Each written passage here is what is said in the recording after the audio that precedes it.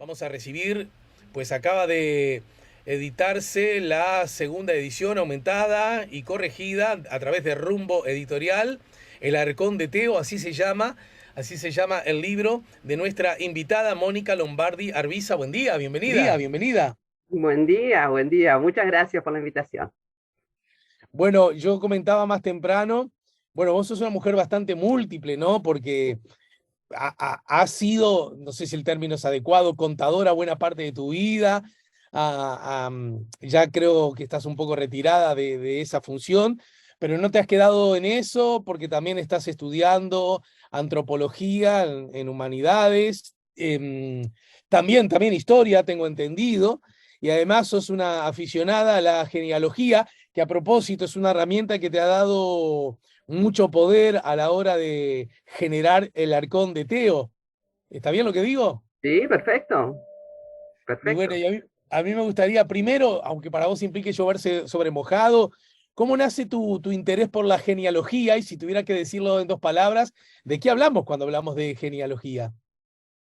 Genealogía es una ciencia, ¿no? Es una ciencia que estudia, justamente se enfoca en lo que es los ancestros de una persona, en padres, abuelos, bisabuelos, o sea, todos los que ayudaron a lo que somos hoy nosotros, la síntesis de todos nuestros antepasados. Entonces, en definitiva, es un viaje hacia nosotros mismos, porque somos la síntesis biológica y en gran medida psicológica de todos los que tenemos atrás en el pasado. Ujú. Entonces, es una ciencia que estudia a través de relatos, de las muy importantes, los relatos familiares, que no se pierdan, porque esa fue la clave para todo este inicio, relatos familiares, documentos, si tenemos la suerte de tener cartas, o más suerte si tener un arcón, como fue en el caso mío, se entrecruzan con documentos, partidas de iglesia, bibliografía histórica, y así vamos armando todo eso que tenemos nosotros, que somos esa síntesis, y podemos comprender muchas Ujú. cosas que de repente no sabemos y uno empieza a entender, interpretándolo, por supuesto, porque el viaje al pasado lamentablemente no lo podemos hacer en realidad. Entonces, a través de todo eso podemos interpretar qué es lo que pasó, y cuanto más datos tenemos, mejor. Hay una cosa interesante en lo que decís sobre la cual me viene una duda y es, uno puede suponer que hurgando en ese arcón, ahora quiero que me cuentes un poquito más de eso. Bueno, el libro, entre otros, está dedicado a tu tatarabuela, creo recordar, ¿no? ¿Sí? Y uno puede suponer, bueno, entonces es un asunto de interés exclusivo de Mónica, su gente, su familia y su propia historia. Pero en realidad esas historias suelen cruzarse con otras Sí. y nos hablan de un tiempo, de una comunidad mucho más amplia que excede los límites de la familia de uno mismo, ¿verdad? Absolutamente, absolutamente. La búsqueda siempre es personal porque cada uno está consigo mismo, pero el camino hacia esa búsqueda es lo que se comparte. Entonces, este libro, en ese sentido, y entiendo tu pregunta, tiene dos historias paralelas. Mi inquietud hacia dos dudas que tenía, dos cosas que quería aclarar, que siempre me habían comentado, mi búsqueda a esclarecer eso, y todo lo que yo iba encontrando, que no tenía la menor idea, de las vidas de esos antepasados. Entonces, en ese relato de esa búsqueda es que relato mis contratiempos, todos los obstáculos y todos los lugares donde se puede acceder a información que cada uno en su mundo puede ir a buscar. Los lugares son los mismos y el procedimiento de búsqueda son similares. Esa es la cuestión que yo encuentro que este libro puede aportar a otras personas que quieren saber sobre sí mismas, porque vuelvo a decir, es sobre sí mismo. Mónica, decís, nací en Montevideo en 1963, ciudad Sí, donde fui a la escuela, al liceo, a la Facultad de Ciencias Económicas. Comencé a trabajar, me casé, tuve un hijo e hice muchos viajes. Transcurrieron varias décadas desde aquella primera y corta visita a Paso de los Toros en 1970, con todo lo que ocupa a una persona en el pensamiento y accionar para armar su propia vida, y que la aleja de autobiografías y de leer cartas de 2 siglos atrás. Pero hubo un factor que mantuvo siempre vivo el interés y el recuerdo de aquella autopromesa en Paso de los Toros. Y ese fue el permanente comentario que escuchaba en mi casa sobre el Arcón, Mariquita y las cartas. Exactamente. Y eso es A una de ver, a las ver, cosas. Sí, sí, sí. hablanos algo del Arcón, Mariquita y las cartas. Bueno, ahí está. Esa visita a Paso de los Toros me marcó, tenía 6 años, imagínate. Fuimos en tren por unos asuntos bueno, de una casa, no sé, en asuntos de mayores. Fuimos en tren que demoramos como unas 10 horas, o sea, ¿no? Porque se rompió la locomotora, como todo. Entonces era la aventura para mí. Allá, en la casa de un tío abuelo, Timoteo Arbiza Bengoechea, y ahora explico por qué Teo, o sea, era el arcón que tenía el tío Teo por segunda generación, o sea, fue un arcón el arcón que trajeron los vascos, mi tatarabuelo, Zacarías Arbiza, junto con otros 3 hermanos y otra hermana más que había venido antes, y en ese arcón de roble mi tatarabuela, que quedó en la casa de ella, ese cajón, empezó a guardar lentamente cartas, fotografías, que por suerte ya se sacaban, estamos hablando de 1845, justamente cuando la fotografía en Francia se inventó, inmediatamente los franceses vinieron para aquí y ya empezaron a sacar fotos. Entonces todos querían sacarse alguna foto para mandarse a sus familiares. Entonces en el arcón está la suerte de tener esas fotografías de personas que por supuesto no conocí. Me presentó el tío Teo con una ceremonia, un ceremonial que lo tenía como en un altar, el arcón, y que ese era lo abrió, vio todos los papeles que estaban ahí adentro, yo chiquita, y me dijo, fue como un pasaje de posta, me dijo, acá está el tesoro de la familia, todas las cartas y fotos, y esperando a que alguien las lea, y bueno, las disfrute. Y eso me marcó. Un señor que con bacha de gaucho, o sea, muy gaucho, ¿no? Muy, primera vez que subía un caballo, o sea, todo fue un combo impresionante para una niña todavía de ciudad. Y después, vuelta acá en Montevideo, también permanentemente Mariquita, que era, o sea, ¿qué pasa? En América, esto es interesante, ya lo voy a decir, los inmigrantes por lo general fueron hombres solos en América del Sur, ¿no? Que se casaron con criollas. ¿Cuál era el relato, los dos relatos que estaban ahí sobre mi tatarabuela, que era la que se había casado con uno de los vascos, que era media india? Ahora, la foto no decía eso, la foto era simplemente una mujer, sí, criolla, pero ese relato permanente, pero de todos los Arbiza, no hay uno que no haya escuchado que María del Carmen Arias, que le decíamos Mariquita, a quien le dedicó el libro, por supuesto, era media india. Y el otro relato era que tenía una enorme biblioteca en el medio de la nada, allá en el campo, cosa muy extraña, porque, bueno, eran dos relatos medios contrapuestos y que una mujer tuviera tanta biblioteca, pero a su vez que tuviera esa motivación para, esa visión para guardar todos esos documentos y pasar el amor a guardarlos, porque esa es la cuestión. Uno puede guardar mucho, pero después viene la generación siguiente y no molesta un poco. No se mantuvo a su hijo, que es mi bisabuelo, y también a un tío abuelo, y hoy ese arcón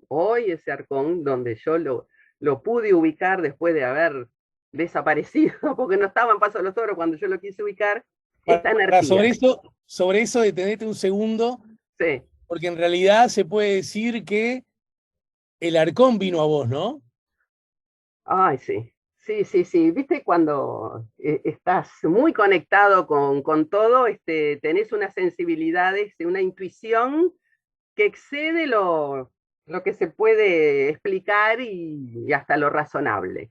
Eh, este interés por la genealogía, yo lo tuve desde joven, ¿no? Pero con una intención así de investigación después de los 40, que yo mismo en el libro le digo, después de que uno dobla el codo, que tiene la mitad de la vida para atrás y la expectativa de la otra mitad hacia adelante, uno empieza a verse en esa cadena de descendencia en el medio, ¿no? Y ahí es donde empieza a valorar todos los otros. Yo tengo un hijo de 23 años, o sea que el eslabón sigue, ¿no? Y por supuesto le había contado las dos anécdotas, que era media india y que tenía la biblioteca. Hasta yo mismo me di cuenta de que el chiquilín ya lo sabía eso. Claro, El claro. Arcón vino a mí, sí, porque cuando lo quise ubicar en Paso de los Toros, en la casa de una tía, dice, no, querida, no está el Arcón, no sé dónde está.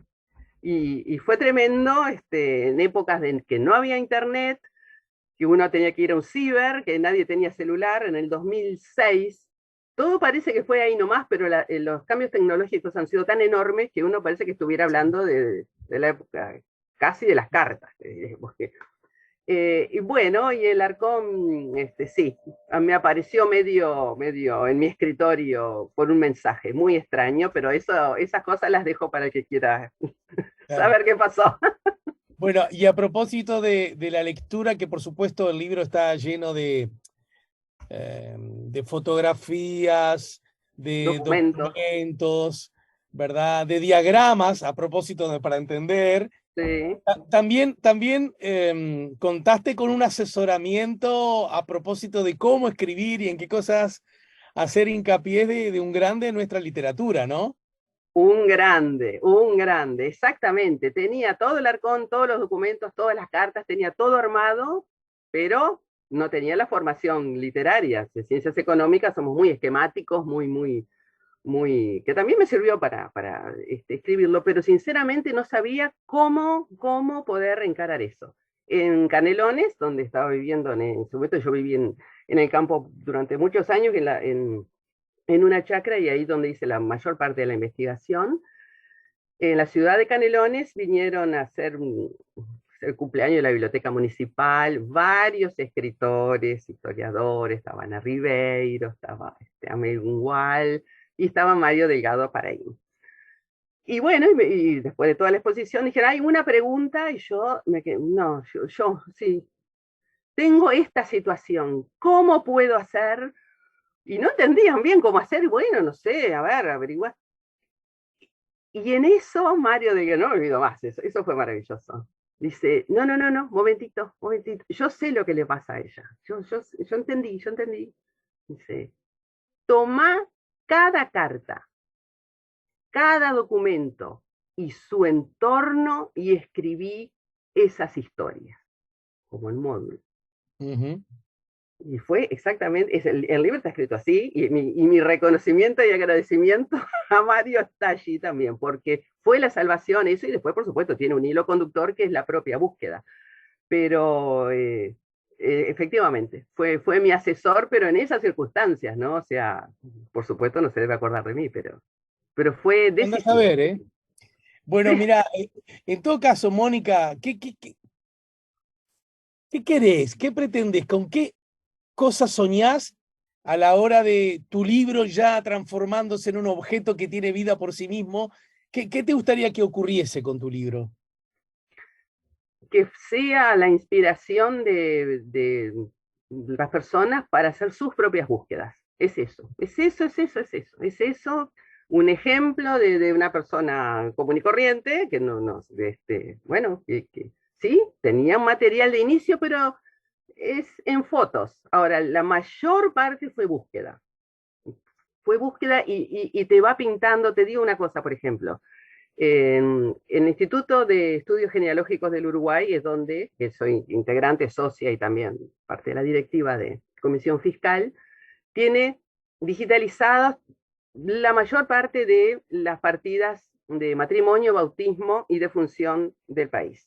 ¿Tá? Entonces tú podés acceder allí. Allí fue donde accedí a la mayor parte de documentación. Te digo una cortita nomás para que vos veas esto, porque es cómo a través de una saga familiar se va apareciendo eventos nacionales, por ejemplo, la Guerra Grande, por Claro. ejemplo.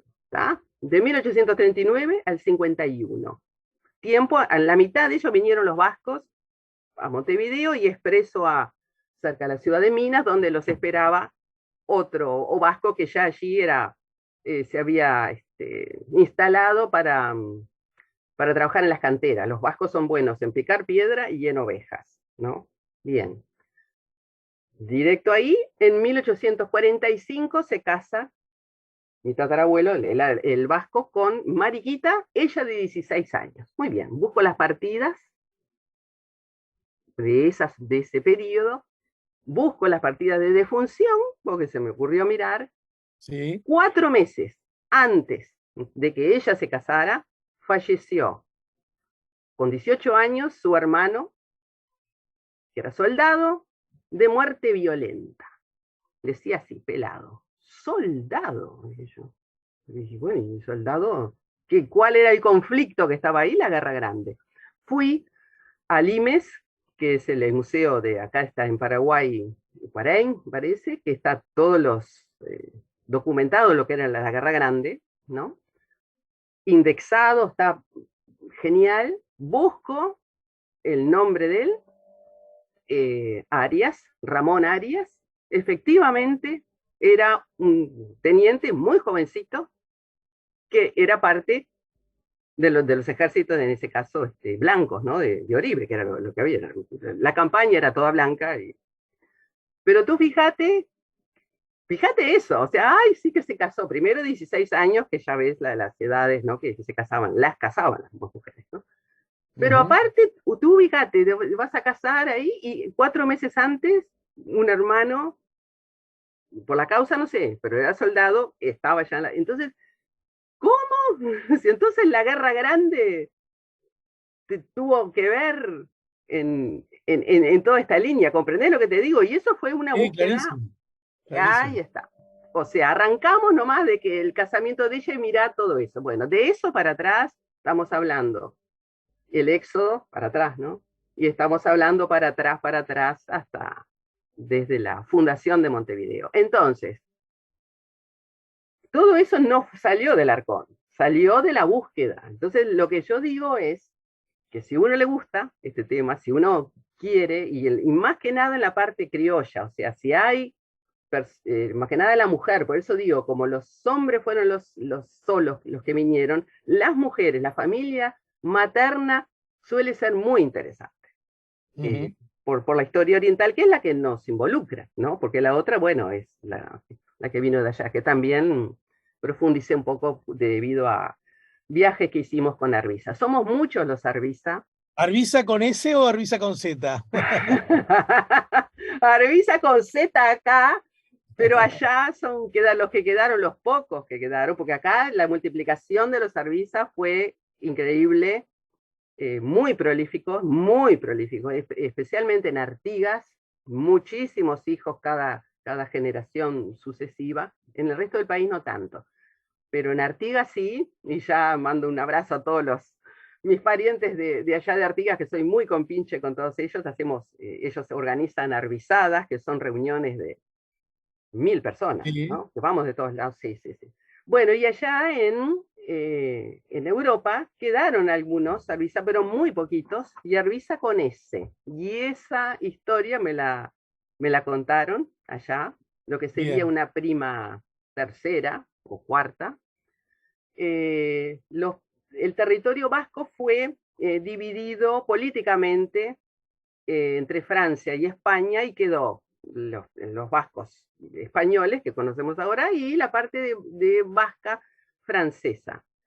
Por supuesto, cada uno con sus consecuencias, ¿no? Tanto los vascos del lado de la España también tuvieron sus temas, ¿no? Con toda la guerra civil y todo el periodo franquista, pero los de Francia no les fue mejor en ese Bien. sentido, porque al ser franceses, en la Primera Guerra Mundial, por la leva obligatoria, fueron reclutados los hombres mayores de 18 a pelear en la Primera Guerra Mundial. Ustedes se imaginan los vascos, entre medio de las montañas, las ovejas, todos como conocemos los vascos, ¿no? Muy, muy aislados.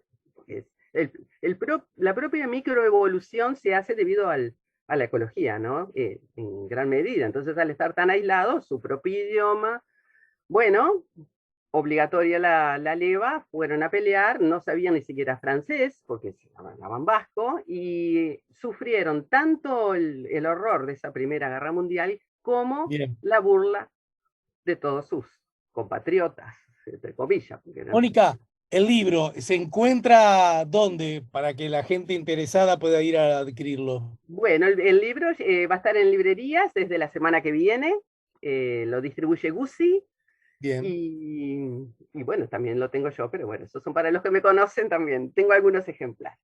Así Bueno, que, te agradezco mucho y te saludo y nos reencontramos más temprano que tarde, ¿sí? pero genial. Muchísimas gracias, ¿eh? Hasta pronto.